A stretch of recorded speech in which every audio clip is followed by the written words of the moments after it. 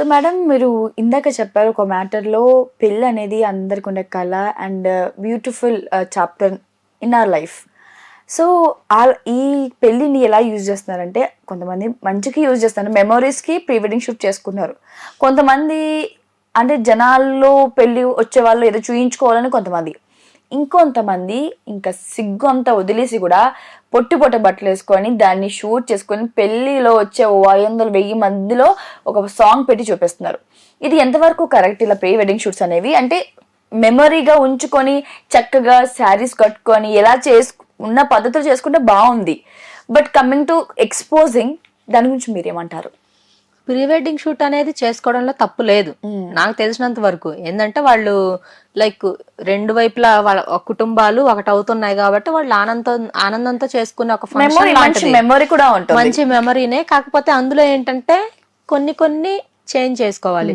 చక్కగా బట్టలు వేసుకోండి, ఇద్దరు షేకండ్ తీసుకుంటూ ఫోటోలు తీసుకోండి, చక్కగా ఏదన్నా స్విమ్మింగ్ పూల్ దగ్గర దూరంగా ఉండి బట్టలు లేకుండా స్విమ్మింగ్ పూల్ లో దిగి షూట్ చేసుకోకండి. ఎందుకంటే మళ్ళీ అందులో ఇంక వీళ్ళు చేయాల్సింది లైక్ ఫస్ట్ నైట్ చేయాల్సిందంతా కూడా ఇందులోనే చేసేస్తున్నారు. సో దానికి ఏంటంటే టెక్నాలజీ పెరిగిపోతుంది అనుకుంటున్నారు కానీ నాశనం అయిపోతున్నారని చెప్పి వీళ్ళకి తెలియట్లేదు. సో ఎప్పుడైతే ఈ ప్రీ వెడ్డింగ్ షూట్లు నార్మల్ గా తీసుకోండి, నో ప్రాబ్లం. లైక్ ఏంటంటే ఈ షూట్లు 50,000తో షూట్ చేయించుకునే వాళ్ళు ఉన్నారు, 1,00,000తో చేసుకునే వాళ్ళు ఉన్నారు, ₹1,00,00,000 చేయించుకునే వాళ్ళు ఉన్నారు. డిపెండ్స్ ఆన్ వాళ్ళ ఎకనామికల్ బ్యాక్గ్రౌండ్. సో దాన్ని మనం తప్పు పట్టడానికి వీల్లేదు. కాకపోతే కొన్ని అసభ్యకరంగా ఉండే పనులు చేయకుండా పద్ధతిగా తీసుకుంటే తప్పులేదు. ఎందుకంటే రేపటి రోజున ఏదన్నా ఇష్యూ అయిందనుకోండి, మళ్ళీ అనదర్ పర్సన్ ని పెళ్లి చేసుకోవాలనుకోండి, ఇవన్నీ కూడా పాయింట్ అవుట్ చేస్తారు వాళ్ళు. సో పక్కవాడికి మనం ఛాన్స్ ఇవ్వకూడదు. అంటే మనం ఏది చేసినా కూడా వాడు మనల్ని వేలెత్తి చూపించే విధంగా ఉండకూడదు. నాకు తెలిసినంత వరకు అయితే అది రైట్. సో మనం గతంలో మాట్లాడుకున్నాం మేడం, హస్బెండ్ వైఫ్ మధ్య థర్డ్ పర్సన్ అంటే మీరు చెప్పారు అది అవతల వాళ్ళు పేరెంట్స్, ఇవతల వాళ్ళ పేరెంట్స్. దాంతో భాగంగానే థర్డ్ పర్సన్ అనేసరికి బాగా గుర్తుకొచ్చేది ఎఫైర్స్. సో ఈ థర్డ్ పర్సన్ అంటే ఈ ఎఫైర్స్ అనేది ఒక హస్బెండ్ అండ్ వైఫ్ మధ్యలో ఎందుకు వస్తారు, ఎలాంటి సందర్భాలు వస్తారు, వచ్చేగల కారణాలు ఏమై ఉండొచ్చు? ఎందుకు వస్తారు అని అంటే మనం పిలవంది ఎవరు రారు. నాకు తెలిసి రావడానికి ట్రై చేస్తారు, మనం లైక్ యాక్సెప్ట్ చేస్తాను. ఫర్ ఎగ్జాంపుల్ ఒక దొంగ వస్తాడమ్మా ఇంట్లోకి, మనం డోర్ ఓపెన్ చేసి ఉంచితేనే కూడా వచ్చేది, మనం క్లోజ్ చేస్తే ఎందుకు వస్తాడు? లేదంటే మన సీక్రెట్స్ గానీ, మన వీక్ పాయింట్స్ గానీ, మన ఫ్యామిలీ ఇష్యూస్ గానీ మనం బయటికి ఎప్పుడైతే చెప్తామో సో అవి తెలుసుకున్నవాడు రావడానికి ట్రై చేస్తాడు. అవేవి మనం బయటికి చెప్పకపోతే ఎందుకు వస్తారు? సో ఒకవేళ తెలిసినా కూడా నువ్వు సందేహకపోతే ఎందుకు వస్తారు? అది థర్డ్ పర్సన్ మన లైఫ్ లోకి రావాలి అని అంటే ఫస్ట్ ఆఫ్ ఆల్ మనం లూజ్ ఇస్తేనే వచ్చేది. అండ్ ఇంకొకటి, మనం ఒకవేళ అన్ఎక్స్పెక్టెడ్ గా వచ్చినా కూడా మనం స్ట్రాంగ్ గా ఉండి లెఫ్ట్ అండ్ రైట్ ఇచ్చామనుకోండి, వెళ్ళిపోతాడు వచ్చినోడు. అంతవరకు అయితే నేను చెప్పగలను. రైట్. అంటే ఎప్పటి నుంచో ఉన్న ట్రెండ్ అవ్వచ్చా, లేకపోతే ఇది ఇప్పుడు స్టార్ట్ అయిన ట్రెండ్ అర్థం కావట్లేదు కానీ వైఫ్ అండ్ హస్బెండ్ ఎక్స్చేంజ్ అవుతున్నారు, అది బాగా మనము ఈ మన వైపు చూడట్లేదు కానీ ఈ సాఫ్ట్వేర్ కల్చర్ లో బాగా ఉంది. అంటే వైఫ్ అటువైపు హస్బెండ్కి వెళ్ళిపోయి అటువైపు హస్బెండ్ ఇటువైపుకి వచ్చేయడం. ఈ వైఫ్ అండ్ హస్బెండ్ ఎక్స్చేంజ్ గురించి మీరేమంటారు? ఓకే, దీనిపైన న్యూస్ ఎప్పుడో ఒక 2-3 years బ్యాక్ నుంచే ఉంది ఈ వివాదాలు, ఈ ఎక్స్చేంజ్ ఆఫర్స్ అనేవి. సో ఏంటి అంటే ఇది ఆఫర్స్ అనే చెప్పుకోవాలి. చండాలంగా భర్త భార్యని ఇంకొకళ్ళ దగ్గరకు పంపించేది ఏందమ్మా? ఇవన్నీ వినటానికే బాగుంటాయి కానీ ప్రాక్టికల్ గా మరి వాళ్ళకి ఎలా మనసు ఒప్పుతుందో మనకు తెలియదు. ఏంటి అని అంటే లైక్ వీళ్ళందరూ రీసెంట్ గా ఇది న్యూస్ లో కూడా వచ్చింది. ఏంటంటే ఫస్ట్ ఒక 10 కుటుంబాలు తీసుకుందాం. ఈ 10 కుటుంబాల్లో వీళ్ళందరూ బాడీ చెకప్స్ చేయించుకొని వీళ్ళకి అదర్ హెల్త్ ప్రాబ్లమ్స్ ఏమీ లేకపోతే ఇంకా వెళ్ళిపోతారు. సో ఏంటి అంటే ముందుగానే వీళ్ళంతా కూర్చొని ఒక మీటింగ్ అరేంజ్ చేసుకుంటారు.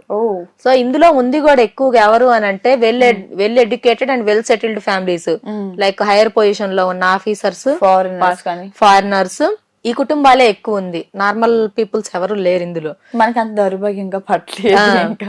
సో ఇందులో ఏంటంటే నా భార్యను నువ్వు వాడుకోవచ్చు, నీ భార్యను నేను వాడుకుంటాను, just only enjoyment, not for permanent. Okay. Permanent కాదు, ఓన్లీ ఎంజాయ్మెంట్. మళ్ళీ ఎకనామికల్ గా కూడా డబ్బులు ఇవ్వడం, గోల్డ్ ఇవ్వడం అని చెప్పి ఎటువంటి బెదిరింపులు కూడా ఉండకూడదు అని చెప్పి ఇందులో వీళ్ళు కొన్ని పాయింట్స్ ముందుగానే ఇన్స్ట్రక్షన్స్ అవన్నీ కూడా రాసుకుంటారు. సో పెట్టేసుకొని ఇన్స్ట్రక్షన్స్ అన్ని కూడా ఇంకా వీళ్ళు ఎంజాయ్మెంట్ కి వెళ్ళిపోతారు. సో ఈ ఎంజాయ్మెంట్ చేసిన రోజులు చేస్తారు. సో ఈ ఎంజాయ్మెంట్ లోనే వీళ్ళ వీక్ పాయింట్స్ పట్టుకున్న అమ్మాయిలు ఉన్నారు, అబ్బాయిలు ఉన్నారు.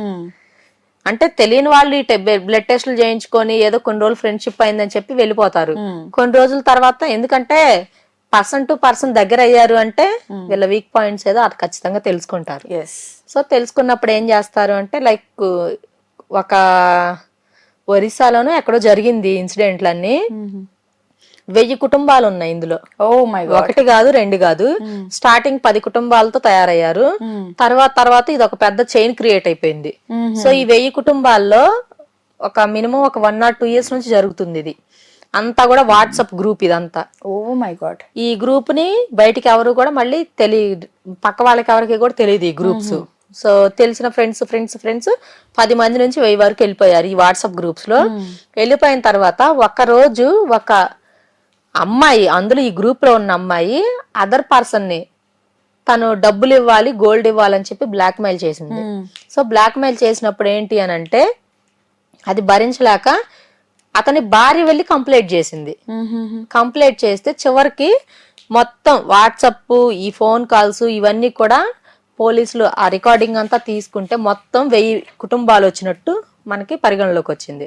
సో ఆ 1000 కుటుంబాలని కూడా వీళ్ళు కేసు అనేది నమోదు చేసి పంపించేశారు.